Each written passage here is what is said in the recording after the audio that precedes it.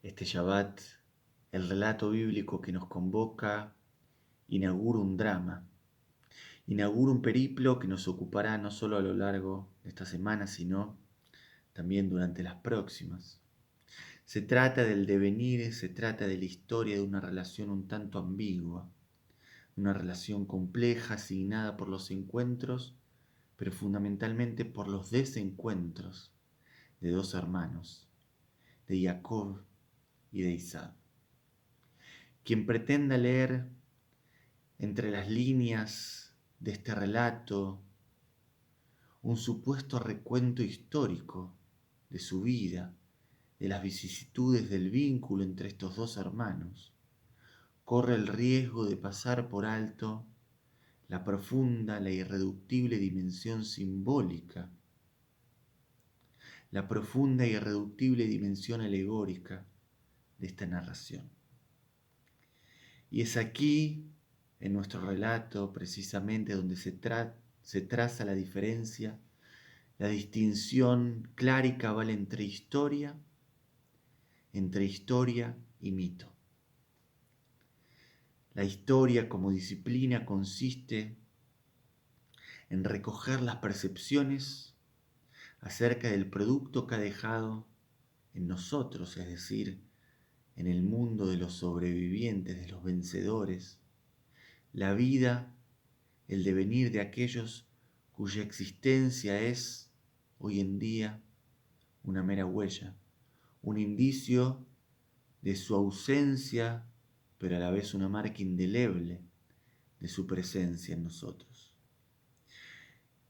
La historia no se ocupa de las voluntades, no se ocupa de la vida interior de aquellos cuya huella nos llama, nos insta desde su silencio misterioso, desde su clamor sordo. La historia se ocupa más bien del producto, del corolario final visible y perceptible del transitar de sus personajes por este mundo. Y el producto, precisamente el producto, es ya un hecho consumado, es decir, acabado y clausurado.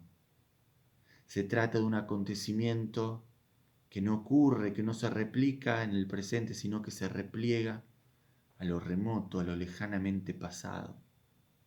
Se trata de un hecho que se abstrae al hoy. El mito, sin embargo, el mito registra y se sumerge en las profundidades de la voluntad, de los deseos, de los anhelos y emociones que devinieron, que finalmente motivaron aquel producto final, aquel hecho que es objeto de estudio de la historia.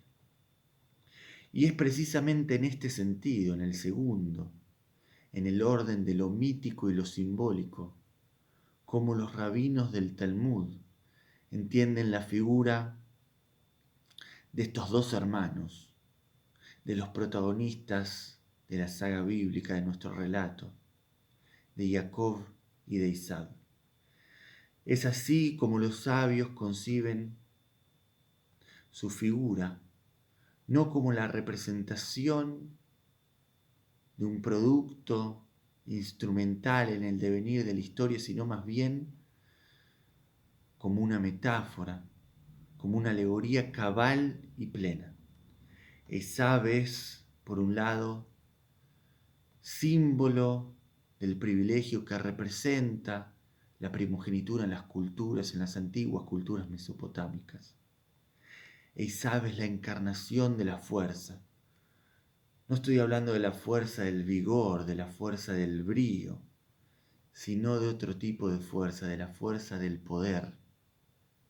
Es decir, de la fuerza del poder sobre un otro, de la fuerza del poder que pareciera concederme el derecho, la prerrogativa de doblegar la voluntad de mis semejantes, de arrebatarle su interioridad para que sirvan como meros instrumentos a mis anhelos egoístas.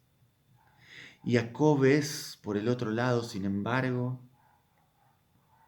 un personaje, una figura que se sitúa, que se posiciona en las antípodas de esta figura de poder que representa Isaac.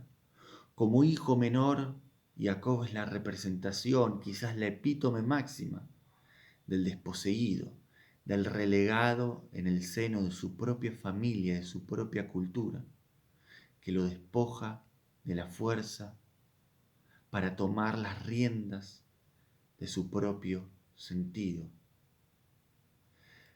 que a la sombra del poder que se concede a otros, lo arrastra inerme y desprotegido a los márgenes de su propia vida, a los márgenes de la existencia.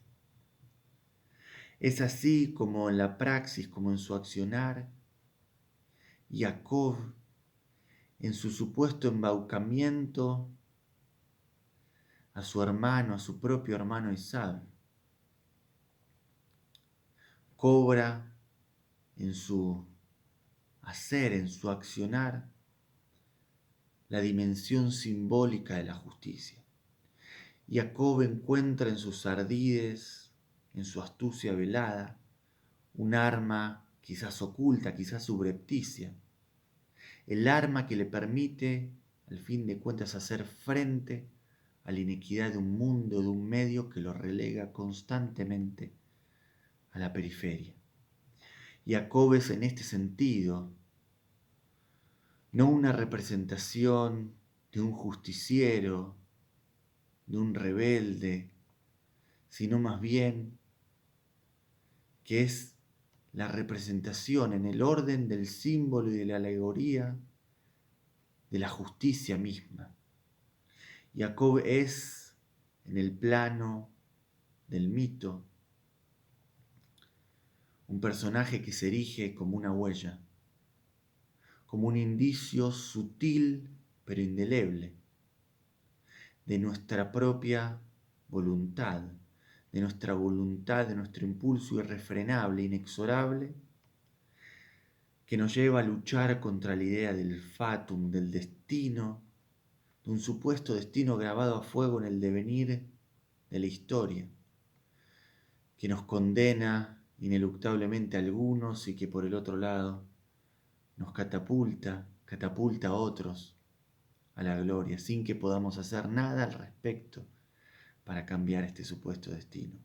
Jacob como símbolo, sin embargo, como emblema se erige en el testimonio de nuestra pulsión, de nuestro impulso irrenunciable por cambiar, por modificar, por restituir aquello que creemos debe ser transformado en busca del ideal, del sentido, en busca del ideal de la justicia.